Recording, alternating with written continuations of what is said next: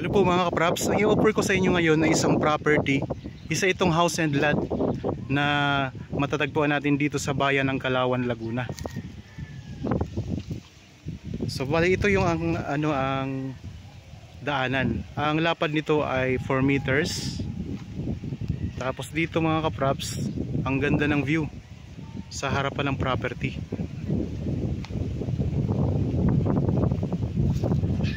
Napakaganda ng mountain view mga kapraps.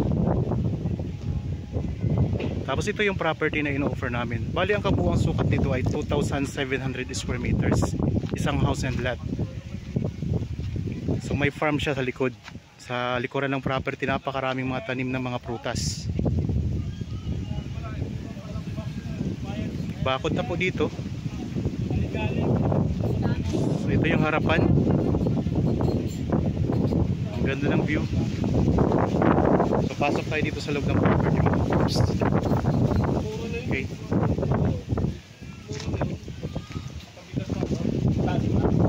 So ito yung bahay.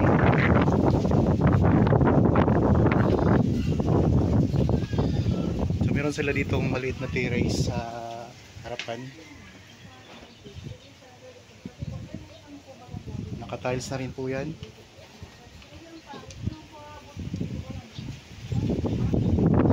Anong pinakasukat nitong buong bahay ko yan? Medyo maliit lang po ang loob ng bahay mga kapraps. So pero meron tatlong kwarto. So pwede tayong umakyat sa taas.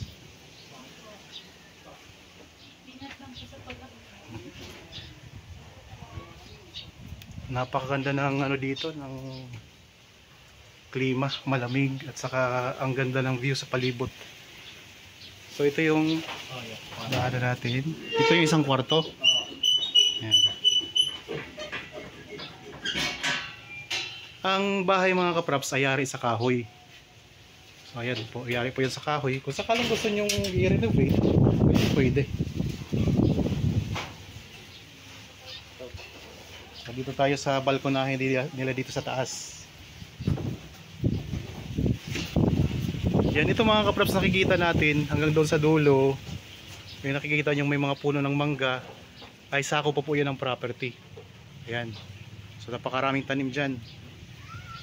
Doon sa nauna kong vlog ay makikita nyo yung mga tanim sa loob. Talagang isa-isa namin ang tanim sa property. So napaka-presko dito. Tapos ito yung view. Nandito tayo ngayon sa balkonahe sa taas ng bahay mga kapraps na ito. So kung nandito ka, ito yung makikita mong views. Ayan. Ang ganda. So tanaw na tanaw natin dito ang anong bundok? Bundok ng Calauan ano? Ito Calauan po. Lamot. So yan. Barangay Lamot. Ayan ang views na makikita nyo sa taas dito. Sa pwesto na kinaroroonan ko ngayon. Sobrang ganda, nakaka-relax, nakakawala ng stress. So nasa inyo na kung gusto nyo pang pagandahin itong bahay mga kapraps. Yan. May CR ito, ilang CR po kaya? So may isang CR na sa loob. Tapos meron siyang maliit na swimming pool.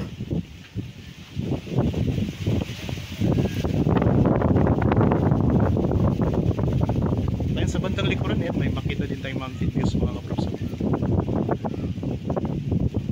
Puntahan natin naman ang mga puno doon sa likurang bahagi ng bahay. Okay, baba tayo.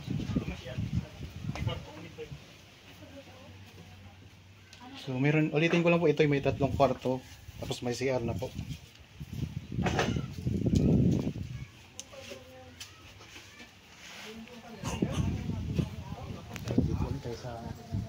Ano niyan ang isang kwarto? So, ito. Mayroon bang kwarto dito sa gilid pala? Ayan. Ito yung kusina. Ito yung CR. Dito na tayo ulit ngayon sa baba. Ito yung isang kwarto mga kapraps. Ayan. Tapos dito tayo sa kusina.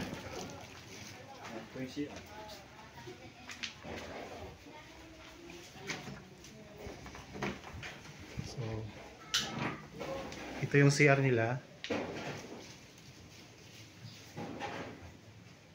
Yan. Dalawa pa lang pinto, ano? So may source na ito ng tubig. Tapos ito yung pinaka-kusina. So malawak mga kapraps ang kusina. May water pump na rin dito, no? May kanina nakita ako sa water pump. Okay, dito na tayo sa labas.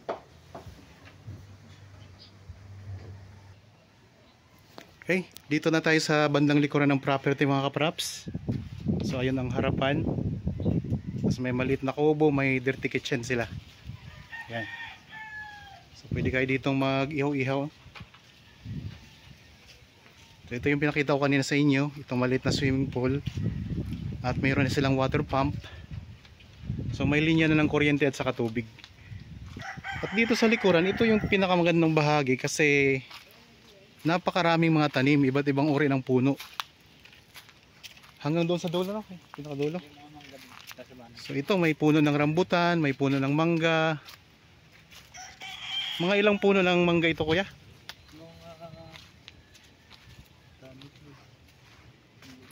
Marami ano? Mga 20 yata. So mga mahigit 20 na puno ng mangga. Tapos ito mga rambutan, napakarami. Mga 30 rambutan. 30 na puno ng rambutan. Namumulaklak ng mangga dito. May bunga na, guys. Ayan. Tapos may maliit dito na kubo. Para saan tong kubo, kuya, dito? So ito'y dating manukan pala. Pwede kayo ditong pwede pa ba ditong mag backyard piggery? So pwede daw ditong mag backyard piggery mga kapraps. So yun nga lang, hindi ganun kadami. Yung ano lang, pang konsumo lang na babuyan.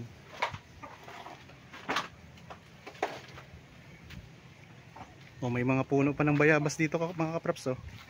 May santol. Sari-saring mga prutas dito sa likuran.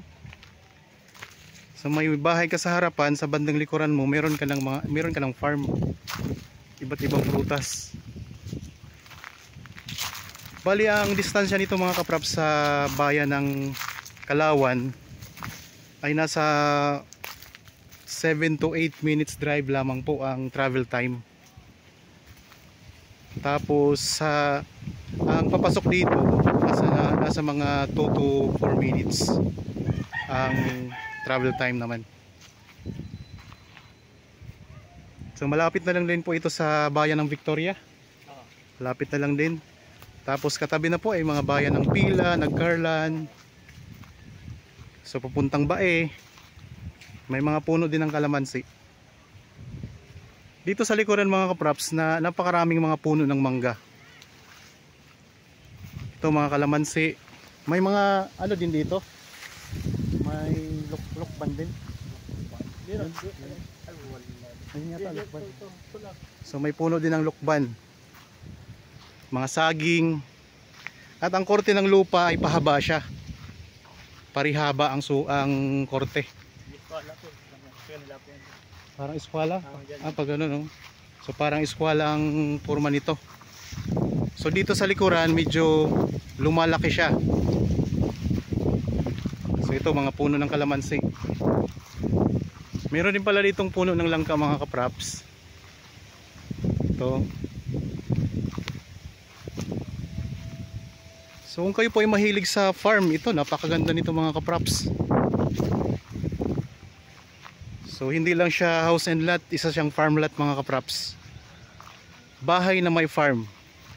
Yun ang pinakamagandang description dito. Ito may puno ng sampalok. Tapos may avocado. Ang daming mga prutas dito. So ang kabuuang sukat nito ay 2,700 square meters. Ito ay titulado. So titulado na ito mga kapraps. Dito sa may bandang boundary sa likuran, may mga puno ng mangga. Yan po ay namumunga na lahat. May mga rambutan din. So napakaraming mga tanim dito mga kapraps. Kung gusto nyo po itong mabisita ng personal, ng actual, So kontakin nyo lang po kami sa mga contact details na nandyan sa screen para po masamahan namin kayo, ma-assist namin kayo sa pagpunta dito sa property. So yun po mga kaprops, narating na natin ang pinakadulo, ito. So tayo po ay babalik na doon sa harapan. Ayan ang mountain views. So ito may guyabano pa dito at saka santol mga kaprops. Napakagandang property.